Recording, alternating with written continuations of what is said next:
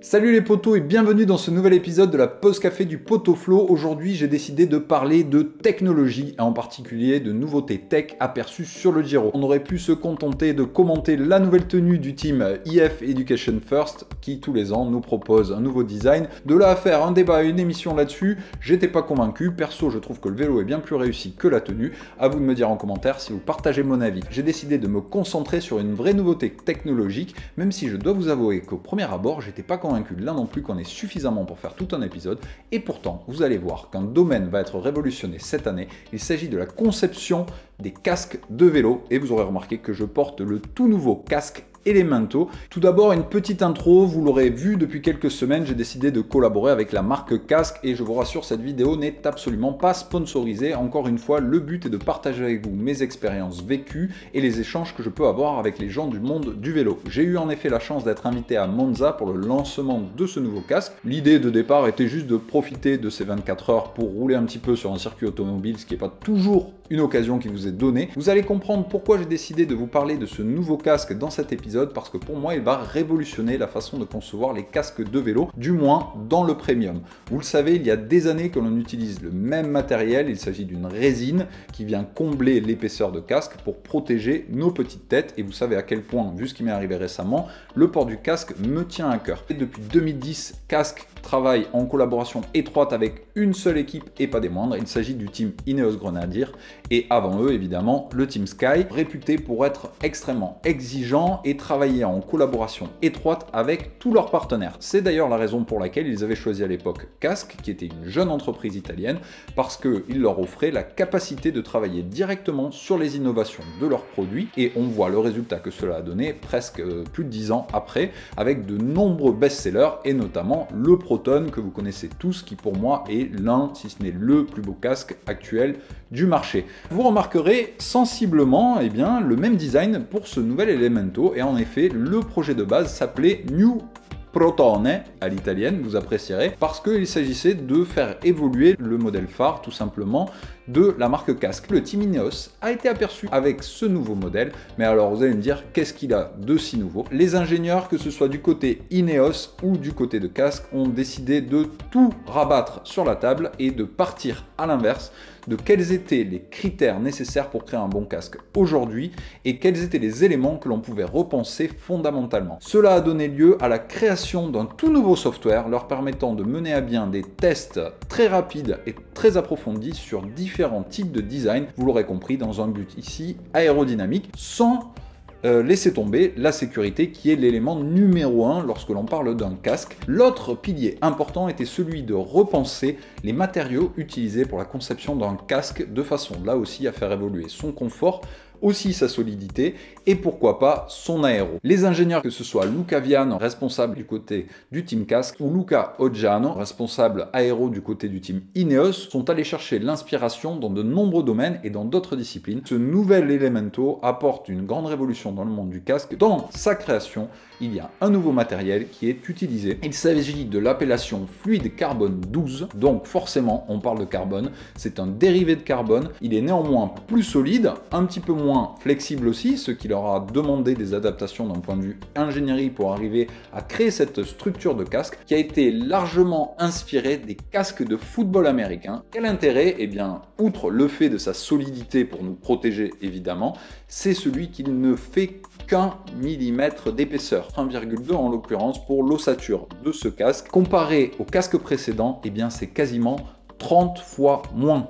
Oui, j'ai bien dit 30 fois moins, nous avions des épaisseurs de 30 mm, celui-ci, l'ossature n'en fait qu'1,2. On gagne de l'espace qu'il va falloir combler, soit pour le confort, soit pour l'aéro. Vous allez me dire, ok, mais il ressemble étrangement d'un point de vue design à l'ancien Proton, celui-ci.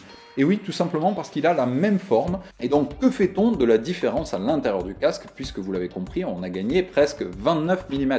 Et bien, c'est là que la deuxième innovation arrive, puisque Cascade est venu compenser là aussi avec un matériel que vous aurez déjà remarqué quelque part, puisque c'est étrangement ressemblant à nos selles imprimées en 3D. Et oui, il s'agit d'un thermoplastique qui s'appelle le polyamide. Ces alvéoles vont venir englober tout simplement notre boîte crânienne, être également là pour servir de tampon et éviter une rotation de notre tête en cas de chute. Bref, on améliore le confort, la sécurité, mais vous l'aurez remarqué également, cela va nous permettre d'avoir un casque beaucoup plus aéré et donc de venir diminuer la température à l'intérieur de celui-ci. Et on sait aujourd'hui à quel point la gestion de la température corporelle est importante, en particulier chez les pros. On parle souvent de gains marginaux. Vous les aurez sûrement remarqué avec des vestes réfrigérées après les étapes. Également, aérer son casque, c'est devenu un critère de performance indispensable.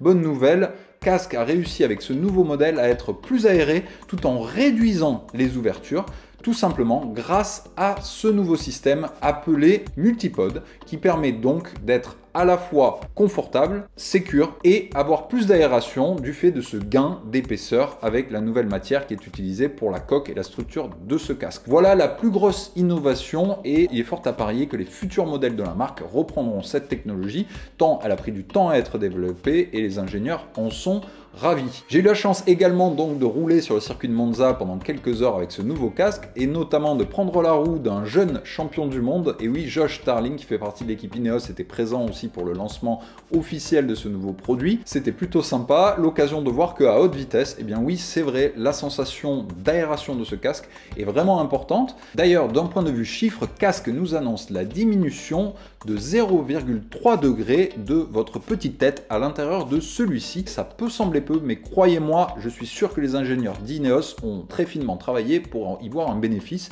Si l'aération des casques est aussi importante et au détriment parfois de l'aéro, c'est pas pour rien, il y a certainement un facteur de performance là aussi. Malgré tout, on a 1,5% de gain en termes de traînée aérodynamique, ce qui signifie que forcément ce casque est plus aérodynamique que la moyenne des casques précédents, le tout en ayant des ouvertures qui sont diminuées par rapport au modèle Proton précédent. Vous l'avez compris, Casque a réussi le petit miracle de créer un casque qui est plus ventilé, moins aéré extérieurement et donc à la fois plus aérodynamique, quelque chose qui semblait impossible avec les matériaux précédents. Parlons des limites de ce casque. La première, c'est l'augmentation du prix du fait de l'investissement important dans le développement de ce produit. Il est annoncé à plus de 300 €, ce qui, vous me direz, pour votre sécurité, me semble encore tout à fait raisonnable. Enfin, l'autre petit défaut que je lui trouve pour ma part, eh bien, c'est l'absence de cette petite lanière ici en cuir que j'adore chez eux, qui est là aussi très confortable et qui vient finir parfaitement tous leurs produits. À vous de me dire en commentaire ce que vous en pensez sur le papier. Qu'est-ce que vous attendez dans les critères fondamentaux d'un casque? À vous de me le dire aussi. Moi, il y a un détail qui peut vous sembler peu, mais qui est important pour moi, c'est aussi celui de pouvoir insérer les lunettes lorsque je veux les enlever. Eh bien, a priori, ici devant, c'est compliqué, mais j'ai une bonne nouvelle pour nous. J'ai tout testé. Et derrière, eh bien, vous avez deux ouvertures et elles rentrent parfaitement. Donc ça, c'est pas à négliger. Allez les potos, il est l'heure de se quitter, c'est la fin de cette pause café. Dites-moi en commentaire ce que vous avez pensé de ce nouveau produit et si vous avez remarqué des nouveautés technologiques qui valent la peine d'être débattues dans cette pause café du Potoflow. N'hésitez pas en commentaire à me suggérer vos idées et on se retrouve très bientôt pour un nouveau café. Allez, salut!